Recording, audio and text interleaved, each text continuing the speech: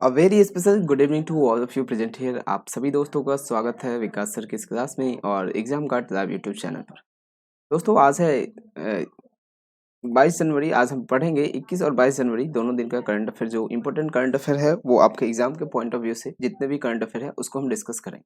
चाहे आप किसी भी एग्जाम की तैयारी करो, एसएससी की करो, बैंक की करो, रेलवे की करो, या फिर स्टेट एग्जाम हो, डिफेंस हो, या फिर किसी भी तरह का एग्जाम हो, डजेंट मैटर, चाहे सेंट्रल लेवल का हो या फिर स्टेट लेवल का हो, सभी एग्जाम्स के लिए करंट अफेयर इंपॉर्टेंट है। आप सभी जानते होंगे करंट अफेयर का जो वैल्यू है, इंपॉर्टेंस है, कितना ज़्यादा है।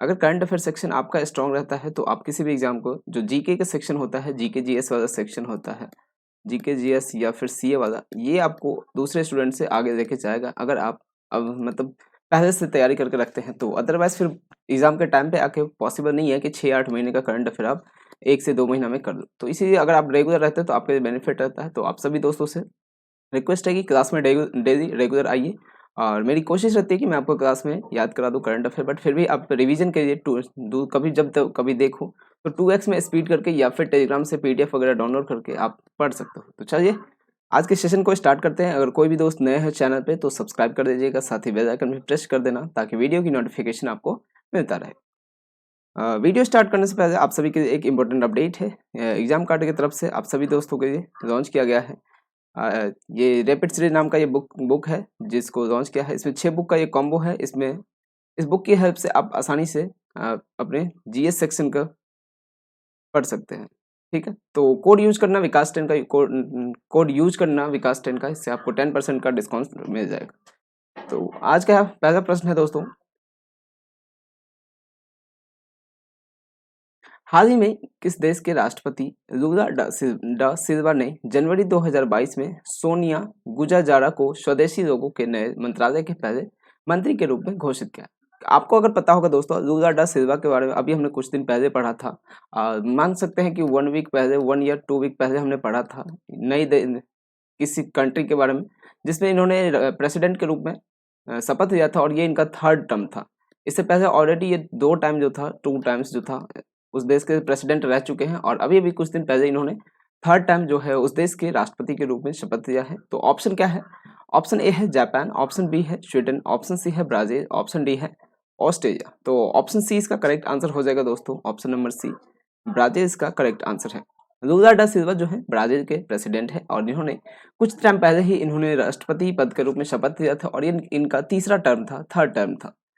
लुला डा सिल्वा जो कि सोनिया गुजाजारा को स्वदेशी लोगों के नए मंत्रालय हैं, इन्होंने अपनी कंट्री में एक नया मंत्रालय घोषणा किया है। कौन सा? स्वदेशी लोगों का एक नया मंत्रालय बनाया है, जिसके पहले मंत्री के रूप में इन्होंने किसको नामित किया है, घोषित किया है? सोनिया गुजाजारा को। तो ऑप्शन सी इसका करेक्ट आंसर हो जाएगा।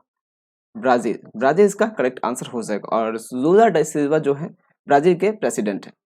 ब्राजील के राष्ट्रपति लुइस इनसियो लुला डा सिल्वा, ये पूरा नाम है इनका। लुइस इनसियो लुला डा सिल्वा इनका पूरा नाम है। ने जनवरी 2023 में सोनिया गुजाजारा को स्वदेशी लोगों के नए मंत्रालय के पहले मंत्री के रूप में घोषित किया है। तो इम्पोर्टेंट है दोस्तों, एक तो इनका नया मंत्रालय है, ये पहली बात। दूसरी बात कि इस मंत्री के पहले मंत्री हैं, तो नाम याद रखना, सोनिया गुजाजारा नाम है, और किस कंट्री के हैं? तो ब्राजील। ब्राजील इसका राइट आंसर होगा। ठीक है, सोनिया गुजाजारा व्यापक रूप से ब्राजील की स्वदेशी जनजातियों के मुख्य समूह के नेता के रूप में जानी जाती है, और अमेजन गुजाजारा की सदस्य हैं। उन्हें 2022 में टाइम मैगजीन की दुनिया के 100 सबसे प्रभावशाली लोगों की जो वार्षिक सूची थी उसमें शामिल किया गया था। अगर बात करें दोस्तों दुनिया के जो अभी ये टाइम मैगजीन है, इसमें टॉप पे कौन था? उर्सुला वॉन डेर, जो कि ईयू की कौन है? प्रेसिडेंट है, अध्यक्ष है। Ursula von der Leyen. इसमें भारत के कितने महिलाओं को शामिल किया गया था? तो 6 महिलाओं को शामिल किया गया था भारत के। कौन कौन थे? कुछ इंपोर्टेंट, जैसे कि निर्मला सीतारमण हुए, फाल्गुनी नायर था, और भी लगभग थे जो इम्पोर्टेंट है, जैसे कि एक शिव नादर की फैमिली की थी, वो थे। इस तरह से कुछ 6 थे जो इम्पोर्टेंट थे। तो आपसे एक एक नाम नहीं पूछेगा, इतना संभावना नहीं है, बट है कि टोटल मेंबर्स पूछ सकता है कि कितने महिलाओं को शामिल किया गया था। तो 6 इसका करेक्ट आंसर होगा। ठीक है, ब्राजील की कैपिटल की अगर बात करें तो ब्राजीलिया इसकी कैपिटल है, और रियाल यहाँ की मुद्रा है ब्राजील का। आइए नेक्स्ट क्वेश्चन पे देखते हैं। दूसरा प्रश्न है, हाल ही में अभिनेता इरफान खान के जीवन और उपलब्धियों पर लिखी गई किताब जिसका नाम क्या है? Irfan Khan a life in movies. नाम है Irfan Khan a life in movies के जो बुक है। इरफान खान जो है अपने अभिनेता जो फेमस काफी हैं, अब नहीं रहे हमारे बीच, उनके जीवन और उन्होंने जो अचीव किया है उसके ऊपर में इस पे लिखा गया है। तो उनका नाम क्या है बुक का? Irfan Khan a life in movies. इसका विमोचन कब किया जाएगा? इसका डेट की घोषणा, मंथ का घोषणा किया गया है। तो इसका लेखक कौन है? मार्च में। वैसे इस बुक की जो घोषणा विमोचन किया जाएगा, कब किया जाएगा? मार्च में किया जाएगा। मार्च 2023 में इसका विमोचन किया जाएगा। तो इसके जो लेखक हैं कौन है वो आपसे पूछा जा रहा है। ऑप्शन ए है शुभ्रा गुप्ता, ऑप्शन बी है शशि थरूर, ऑप्शन सी है देविका चारी, ऑप्शन डी है सृष्टि बख्शी। तो राइट आंसर जो है इसका ऑप्शन नंबर ए इसका करेक्ट आंसर हो जाएगा, Shubhra Gupta. Irfan Khan a life in movies नाम के जो पुस्तक है, इसके लेखक कौन है? इरफान शुभ्रा गुप्ता। और इसका विमोचन कब किया जाएगा, यानी रिलीज कब किया जाएगा? मार्च 2023 में। प्रसिद्ध फिल्म समीक्षक और लेखिका, ये जो हैं ऑलरेडी फिल्म समीक्षक हैं, कह सकते हैं फिल्म एनालिटिक्स, और राइटर भी हैं। शुभ्रा गुप्ता इनका नाम है और इन्होंने जनवरी 2023 में अपनी नई किताब, जिसका नाम क्या दिया था? Irfan Khan a life in movies में की घोषणा किया है। पुस्तक में अभिनेता इरफान खान के जीवन और उपलब्धियों, जो प्रतिष्ठित राष्ट्रीय नाट्य विद्यालय एनएसडी में उनके प्रवास से शुरू होकर टेलीविजन में उनके लगभग एक दशक से लंबे कार्यकाल और फिल्म उद्योग में उनके क्रमिक उत्थान तक का वर्णन किया। मतलब कह सकते हैं इरफान खान के बारे में बॉर्न से लेके डेथ, यानी कि जन्म से लेके उनके जो मृत्यु हुई है तब तक के बारे में पूरी डिटेल दिया गया है। क्या क्या उनको कठिनाइयां हुई, क्या क्या उन्होंने अचीव किया था, तो इन सारी चीजों का इसमें वर्णन किया गया। पुस्तक का विमोचन मार्च 2023 में किया गया, ऑलरेडी मैं बता चुका हूँ। नेक्स्ट क्वेश्चन है 3 नंबर का।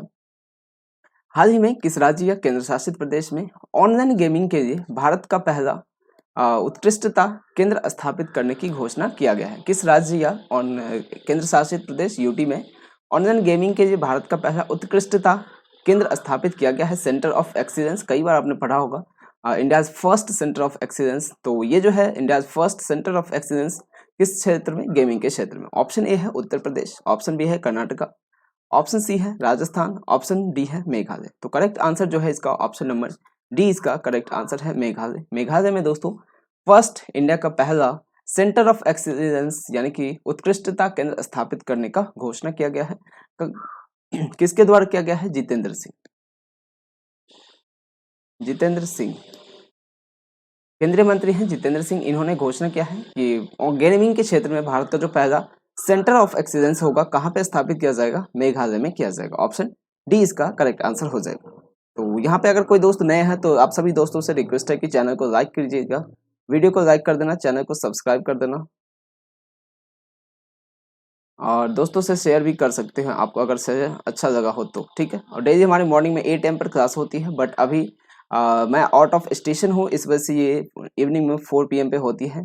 तो आप सभी दोस्तों से रिक्वेस्ट है कि वीडियो को लाइक करें, अपने सभी दोस्तों से शेयर करें। तो मेघालय इसका करेक्ट आंसर था। केंद्र सरकार ने 13 जनवरी 2023 को शिलोंग मेघालय में ऑनलाइन गेमिंग के लिए भारत का पहला उत्कृष्टता केंद्र स्थापित करने की घोषणा किया है, ठीक है। यह अगली पीढ़ी के ऑनलाइन गेमिंग इकोसिस्टम के निर्माण के लिए भारत के पूर्वोत्तर क्षेत्र के स्टार्टअप को प्रेरित करेगा।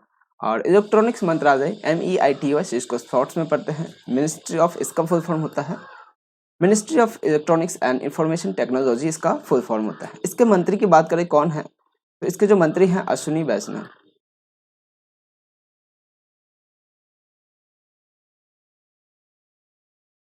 अश्विनी वैष्णव इसके मंत्री हैं, किसके? इलेक्ट्रॉनिक्स मंत्रालय के। और इनके पास ही कौन सा मंत्रालय है? रेलवे। रेल मंत्री भी कौन है? अश्विनी वैष्णव ही है। तो इन्होंने शिलोंग जो कि मेघालय की कैपिटल है, कई बार पूछा भी जाता है मेघालय नॉर्थ ईस्ट का जो होता है, मैं कई बार बोल चुका हूँ आप सभी को, जितने भी नॉर्थ ईस्ट के स्टेट है ना, उसके कैपिटल, CM और गवर्नर, ये 3 चीज आपको रटा होना चाहिए। कह सकते हैं ना, ये फिंगर पे होना चाहिए कि जैसे स्टेट का नाम बोले आपको इसका आंसर आ जाना चाहिए। तो ये जो नॉर्थ ईस्ट वाला होते हैं सभी के एग्जाम में भी, JD के एग्जाम में कई बार पूछा गया है अभी तक। इस बार की बात कर रहा हूँ मैं, इस बार में भी बहुत एग्जाम में पूछा गया है।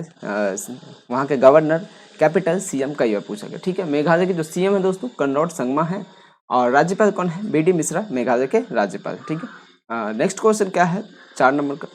हाल ही में किस तिथि को राष्ट्रीय स्टार्टअप दिवस के रूप में मनाया गया है?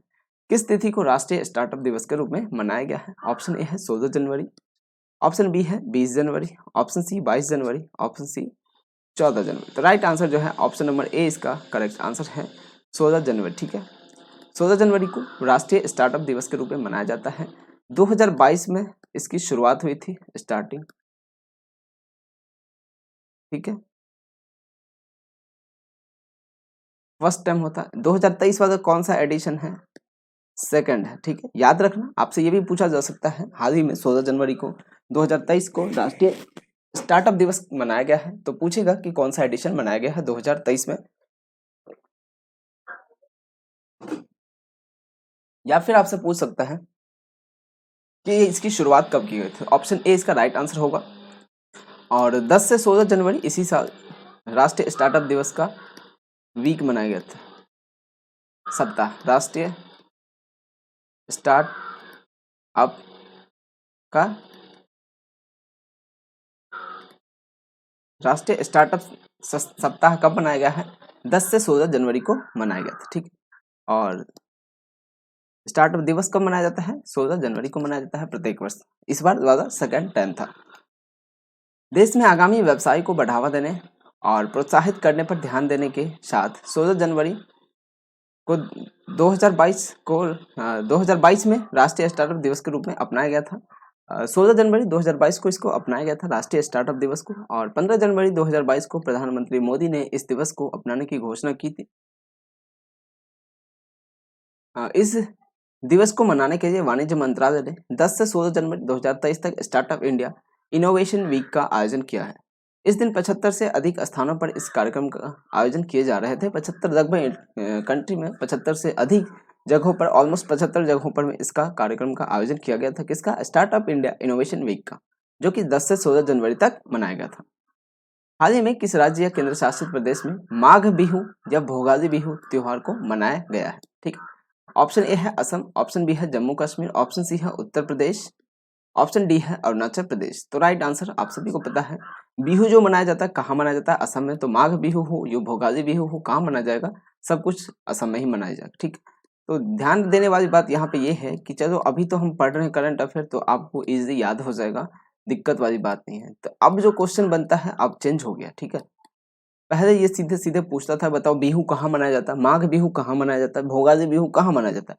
बट अब आपसे ये नहीं पूछेगा, बट आपको ये दे के बता देगा किस महीने में मनाया जाता है। बताओ माघ बिहू या भोगाली बिहू किस महीने में मनाया जाता है। तो अभी हम तो करंट अफेयर पढ़ रहे हैं, ऑब्वियस सी बात है जनवरी की पढ़ रहे हैं, तो आप आराम से इजी आंसर कर सकते हो कि कह सकते हो किस में मनाया जाता है। तो जनवरी में मनाया जाता है। लेकिन जब दिसंबर महीने किसी अदर महीने में होगा एग्जाम, तब आपको थोड़ी सी याद रखने की जरूरत रहेगी कि माघ बिहू या फिर भोगाली बिहू जो है इस महीने में मनाया जाता है। तो याद रखना दोस्तों, जनवरी में मनाया जाता है। कब मनाया जाता है?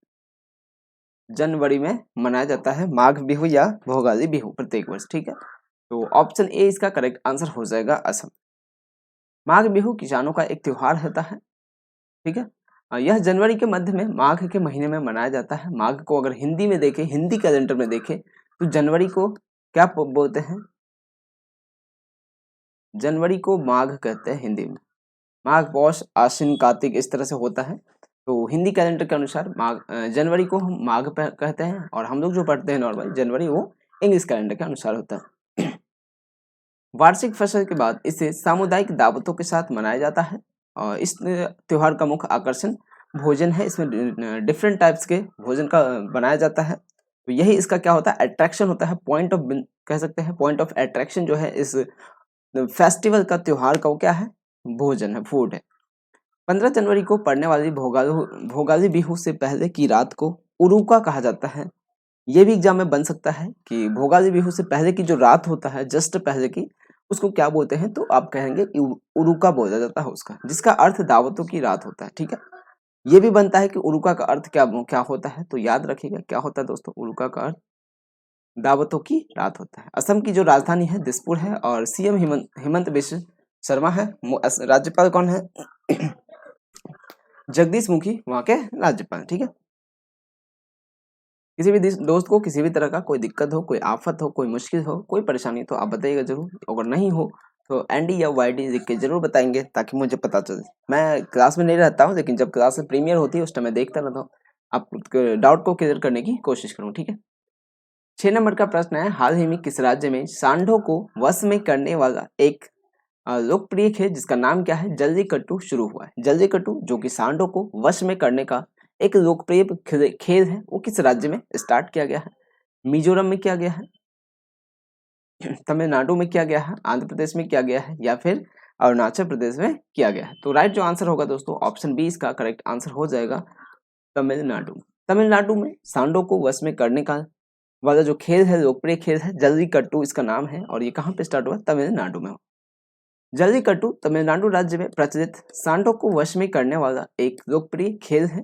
हर साल इसका आयोजन जनवरी माह में किया जाता है जल्लीकट्टू का, जिसमें कुछ लोग होते हैं जिसको ग्राउंड में छोड़ दिया जाता है सांडों के साथ में, और उस सांड जो होता है उसको अपने वश में कंट्रोल में करके रखना होता है। तो यही इस खेल का अट्रैक्शन है। इस खेल में यही चीज किया जाता है, कह सकते हैं। इसे इरू थजुवुथल या फिर मंजू विरट के नाम से भी जाना जाता है। याद रखना, ये जो 2 पॉइंट है बहुत इंपॉर्टेंट है। मंजू विरट या फिर इरू थजुवुथल दोनों ही बहुत इंपॉर्टेंट पॉइंट है। यह मट्टू पोंगल के दिन पोंगल समारोह के एक भाग के रूप में मनाया जाता है, ठीक है। पोंगल जो है, यहाँ से देखो ये भी फेस्टिवल निकल का है। पोंगल कहाँ मनाया जाता है? ये कह सकते हो तमिलनाडु में। इस खेल में एक बैल को भीड़ के बीच छोड़ दिया जाता है और भाग देने वाले लोगों से अपेक्षा की जाती है कि वे जितनी बार देर तक हो सके उसके कुबर को पकड़कर सांड को नियंत्रित करें। इसमें जो पार्टिसिपेट करते हैं पर्सन, जो लोग पार्टिसिपेट करते हैं, उनको उस भीड़ में छोड़ दिया जाता है। मतलब उस जो पार्टिसिपेट करने वाले लोग होते हैं उस भीड़ में बैल को छोड़ दिया जाता है और उनको कंट्रोल करना होता है इन लोगों को, ठीक है। और सीएम जो है यहाँ के एम.के. स्टालिन है, और राज्यपाल कौन है? आर.एन. रवि यहाँ के राज्यपाल है। 7वां प्रश्न क्या कहता है? 7वां प्रश्न है, हाल ही में केंद्रीय मंत्री डॉक्टर जितेंद्र सिंह ने घोषणा किया है कि डैश वर्ष तक, यानी कि किस वर्ष तक पूरे देश को डॉपलर मौसम रडार नेटवर्क से कवर कर दिया जाएगा?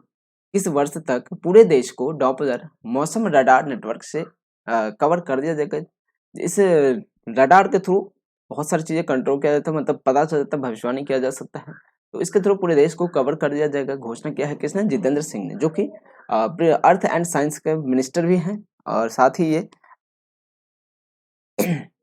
एजुकेशन मिनिस्टर, नहीं, एजुकेशन मिनिस्टर कौन है? धर्मेंद्र प्रधान, ठीक। ये अर्थ एंड साइंस मिनिस्टर हैं। इन्होंने घोषणा किया है कि किस वर्ष तक पूरे देश को डॉपलर मौसम रडार नेटवर्क से कवर कर दिया जाएगा? 2028 तक, 2030, 2025, 2035। तो राइट आंसर जो होगा इसका, ऑप्शन नंबर सी इसका करेक्ट आंसर है दोस्तों।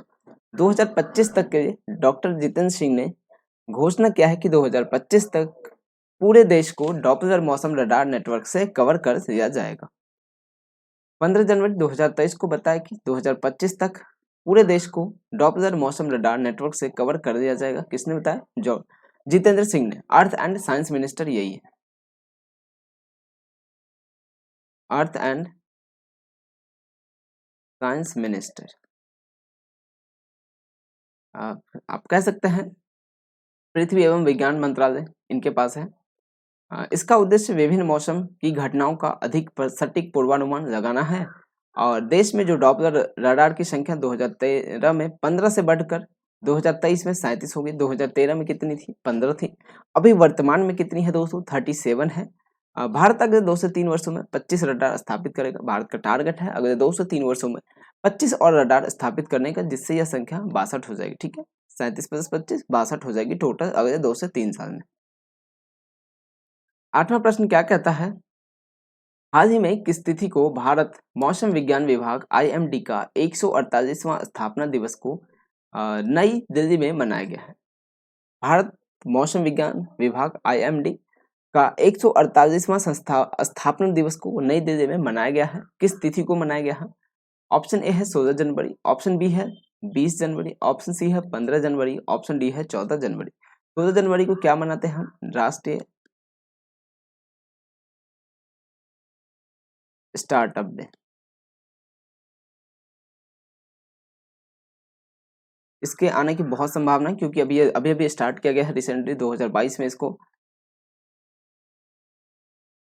2022 में स्टार्ट हुआ है। ठीक है, 2023 वाला कौन सा एडिशन है इसका, देख बताओ। इसका एडिशन है 2023 में सेकंड वाला। कौन सा है? सेकंड वाला इसका एडिशन है। और 10 से 16 जनवरी तक क्या मनाया गया था?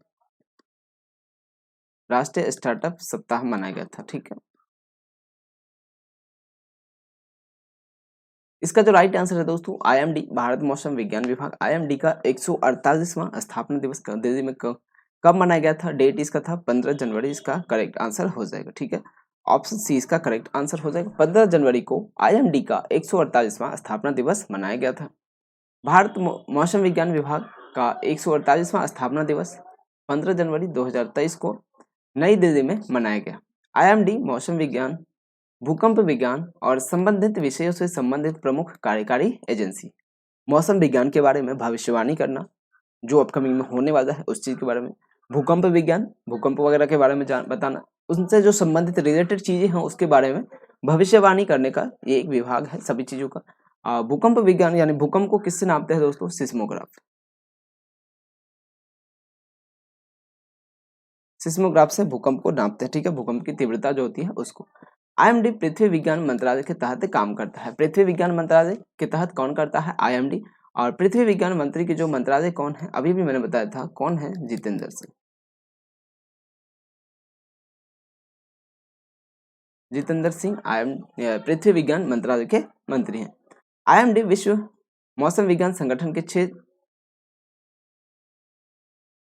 अच्छा ये मिस हो गया है। ठीक है, आईएमडी की स्थापना 1875 में हुई थी और मुख्यालय जो है इसका कहाँ पे है? नई दिल्ली में इसका मुख्यालय है आईएमडी की। 9वां प्रश्न क्या कहता है? हाल ही में किस देश की क्लेयर लुम्बार्ड डेली को आर्थिक सहयोग और विकास संगठन OECD, जिसका शॉर्ट फॉर्म होता है, ठीक है, कि नई अर्थशास्त्री नियुक्त की गई है। क्लेयर लोम्बार्ड डेली को आर्थिक सहयोग और विकास संगठन की नई अर्थशास्त्री के रूप में नियुक्त की गई है। तो आपसे पूछ रहा है कि ये किस देश से है। कई बार एग्जाम में इस तरह के क्वेश्चन बनते हैं, अभी बहुत सारे एग्जाम हुआ जिसमें इस तरह के जैसे जो देखो अब नोबेल, जैसे अभी मिला है नोबेल प्राइज मिला है ना। तो आपका क्या हो गया है, आजकल नोबेल प्राइज के बारे में नहीं पूछता है कि साइंस में किसको मिला, फिजिक्स में किसको मिला, इकोनॉमिक्स में किसको मिलता है, नहीं पूछता। पूछता क्या है? तो जिसको मिला है, अगर मान को चलो कि फिजिक्स में जो मिला है आपसे पूछेगा, अगर 3 लोगों को मिला है तो आपसे पूछेगा कि इन 3 जो है ये किस कंट्री से, इनका कंट्री बताइए।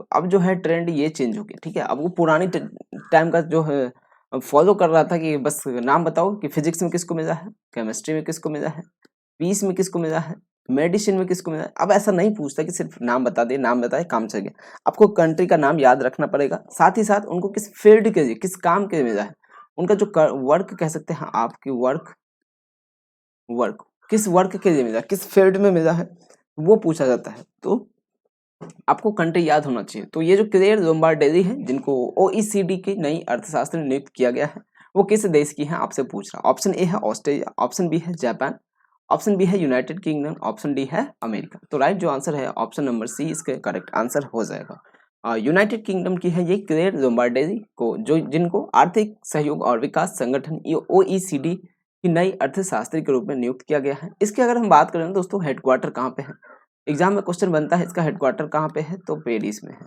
ठीक है, याद रहेगा पेरिस में इसका हेडक्वार्टर है। साथ ही साथ पेरिस में और किसका है? WTO, वर्ल्ड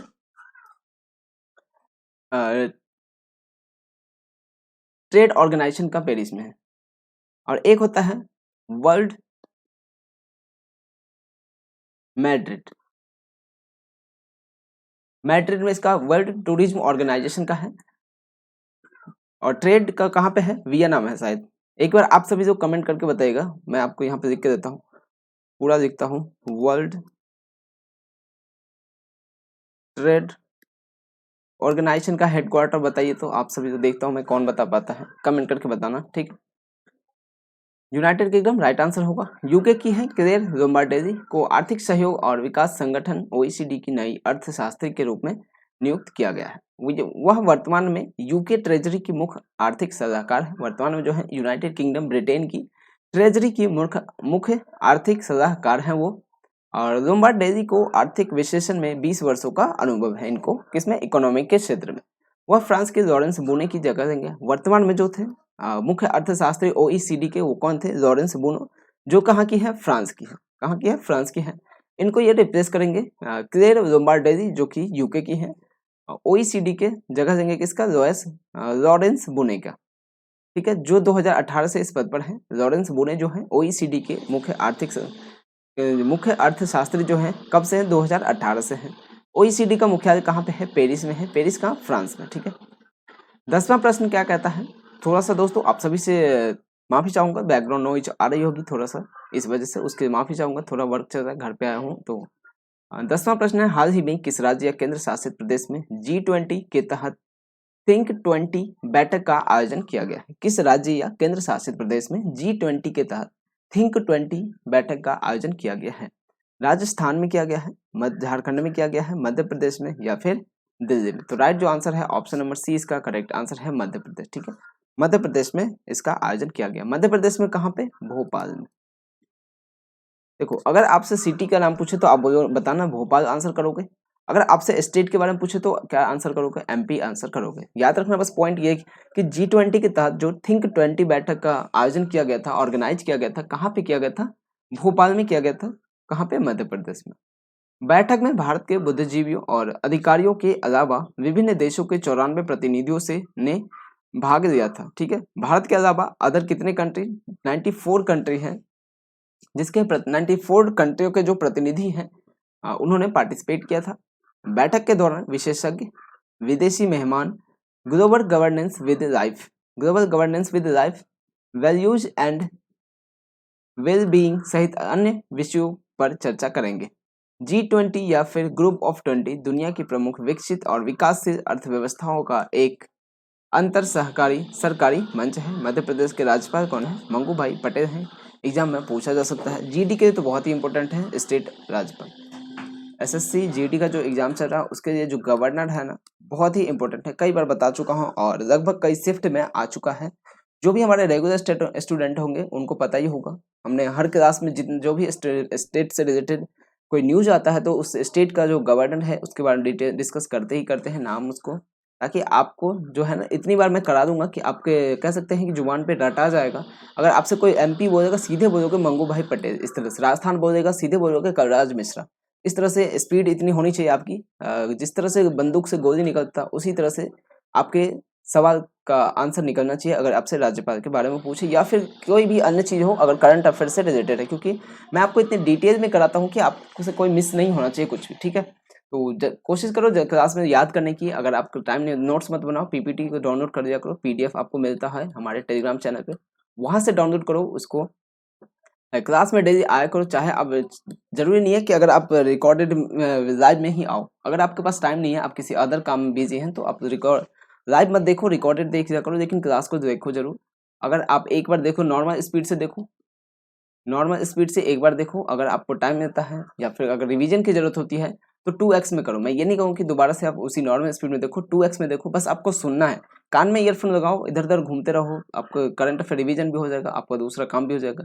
अगर आप स्टूडेंट हैं, बैचलर हैं तो, और बहुत सारे ऐसे होते हैं, कहीं जा रहे हो आप तो उस टाइम भी आप कर सकते हो। बस रिवीजन करने का तरीका आपको ढूंढना पड़ेगा, कब आपको किस तरह से रिवीजन करना, आपको एक एक टाइम का यूटिलाइज करना पड़ेगा। अभी आपको पता है, अभी SSC CHSL और कौन सा आया हुआ है, MTS, ये 2 बड़ी वैकेंसी है आने वाले टाइम में। CHSL का कब होगा, मार्च में होने वाला है, उसके कुछ ही दिन बाद MTS का भी हो जाएगा। तो 2 बड़ी वैकेंसी है और इसमें कह सकते हैं कि अक्टूबर 2022 से लेके आपको पूछेगा कब तक, जब तक आपका एग्जाम होगा उससे 15 दिन पहले।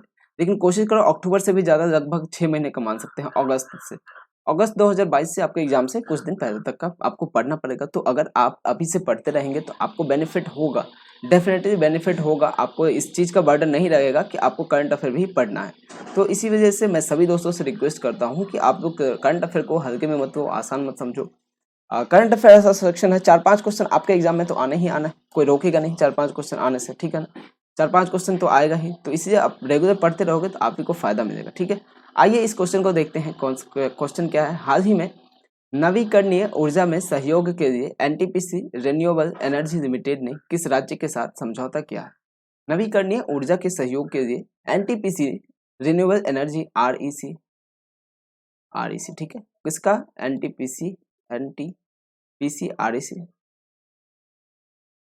किस राज्य के साथ समझौता किया है? तो ऑप्शन ए है गुजरात, बी है सिक्किम, ऑप्शन सी है त्रिपुरा, ऑप्शन डी है राजस्थान। तो राइट जो आंसर होगा इसका ऑप्शन नंबर सी इसका करेक्ट आंसर हो जाएगा दोस्तों, त्रिपुरा। त्रिपुरा में नवीकरणीय ऊर्जा में सहयोग के लिए एनटीपीसी रिन्यूएबल एनर्जी ने त्रिपुरा के साथ में समझौता किया है। ऑप्शन बी सी इसका करेक्ट आंसर होगा, त्रिपुरा स्टेट।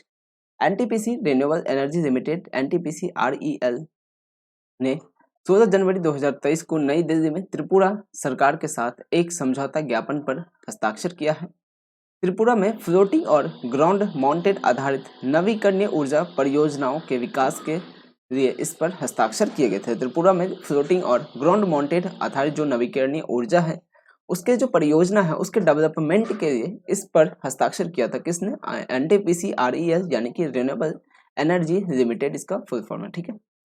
एनटीपीसी आरईएल के जो मुख्य महाप्रबंधक हैं राजीव गुप्ता, पूछा जा सकता है, वैसे ज़्यादा इंपॉर्टेंट नहीं है लेकिन फिर भी आप याद रखना।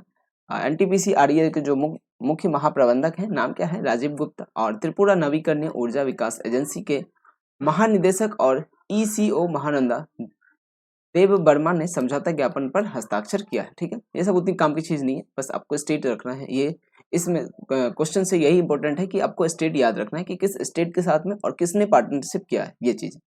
मुख्यमंत्री यहाँ के कौन है? मनीष साहा मुख्यमंत्री हैं त्रिपुरा के। और राज्यपाल कौन है? सत्यदेव नारायण आर्य राज्यपाल हैं त्रिपुरा के। 12 नंबर का प्रश्न है, हाल ही में किस राज्य या केंद्र शासित प्रदेश में माघी मेला पर्व उत्सव मनाया गया है? किस राज्य या केंद्र शासित प्रदेश में माघी मेला पर्व मनाया गया है?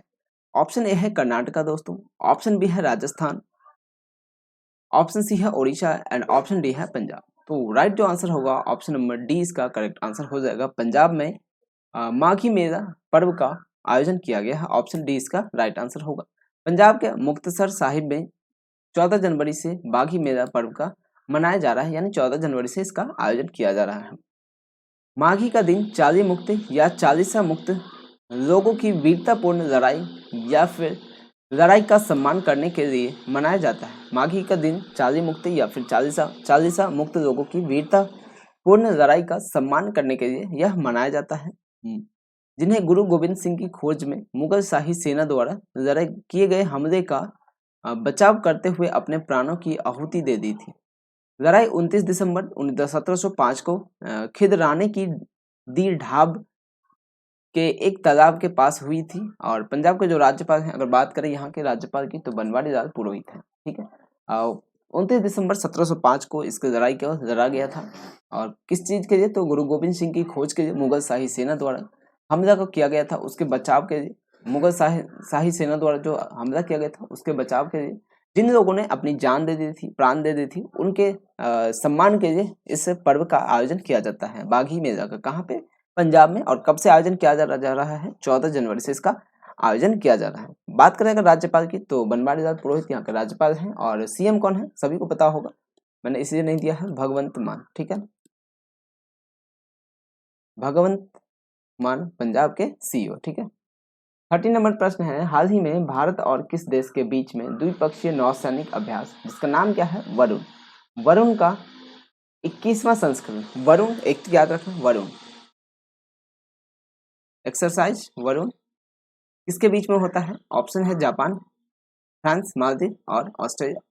तो राइट जो आंसर होगा इसका फ्रांस होगा, ऑप्शन बी इसका करेक्ट आंसर होगा। फ्रांस के बीच में होता है एक्सरसाइज वरुण जो है, किसके बीच में होगा? इंडिया फ्रांस, ठीक है। यहाँ से ये दो एक पॉइंट निकले। दूसरा क्या, कौन सा एडिशन है? 21st एडिशन है एक्सरसाइज वरुण का, जो कि भारत और किसके बीच में हुआ है? फ्रांस के बीच में हुआ है। कहाँ पे हुआ है? हिंद महासागर में हुआ है। ये भी इम्पोर्टेंट है, किस महासागर में हुआ? हिंद महासागर में, अटलांटिक में। तो हिंद महासागर में हुआ एक्सरसाइज वरुण, इंडिया और फ्रांस के बीच में 21वां संस्करण इसका आयोजन किया गया था।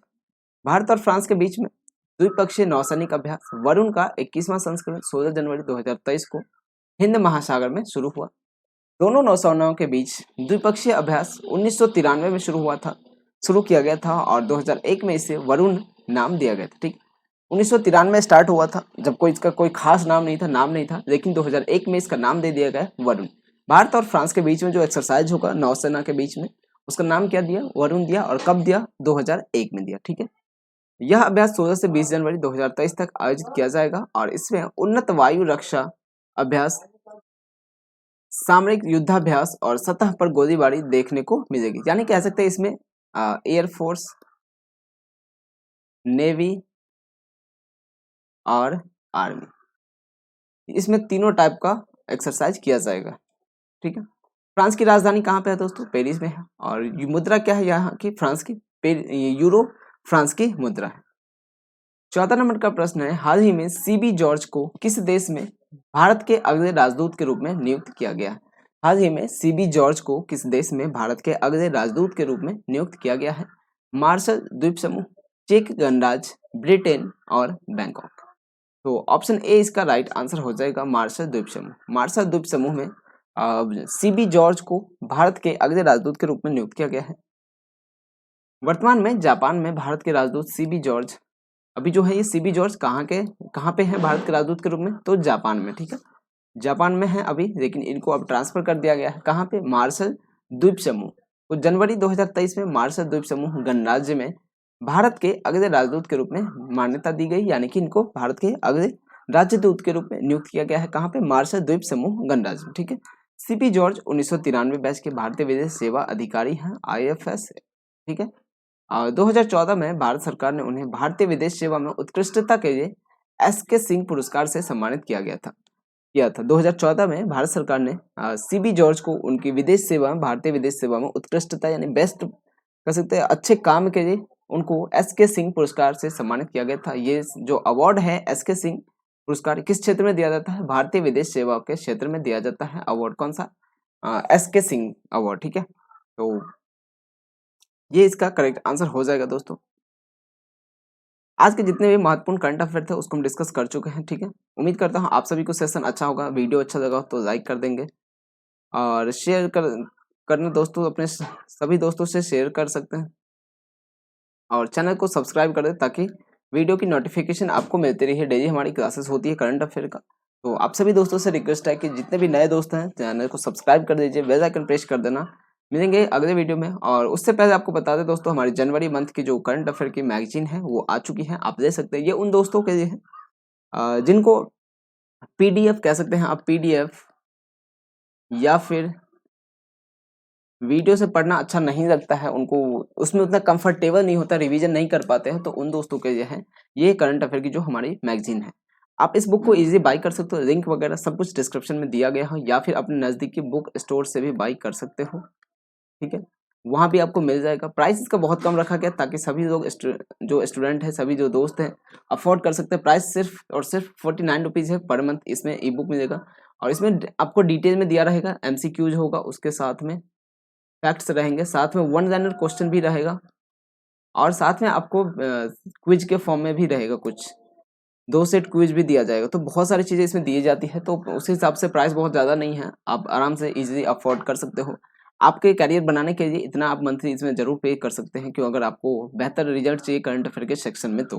ठीक है, बाय करने के लिंक वगैरह डिस्क्रिप्शन में है, या फिर आप examka.in पे जाके सर्च कीजिए, आपको वहाँ भी मिल जाएगा। ठीक है, तो मिलेंगे दोस्तों, लिंक वगैरह सब कुछ डिस्क्रिप्शन में दिया गया है, अगर आपको चाहिए तो मिलेंगे, बाय कर सकते हैं। आज के लिए इतना ही, मिलते हैं कल के वीडियो में, तब तक के लिए बाय बाय, टेक केयर।